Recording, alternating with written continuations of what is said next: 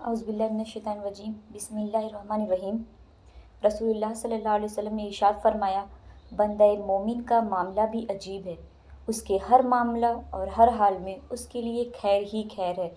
اگر اس کو خوشی اور راحت و آرام ملے تو اپنے رب کا شکر ادا کرتا ہے اور اس میں اس کے لیے خیر ہی خیر ہے، اور اگر اس کو کوئی دکھ اور تکلیف ملے تو وہ اس پر صبر کرتا ہے اور یہ بھی اس کے لیے سراسر خیر اور برکت کا سبب ہے۔ صحیح مسلم۔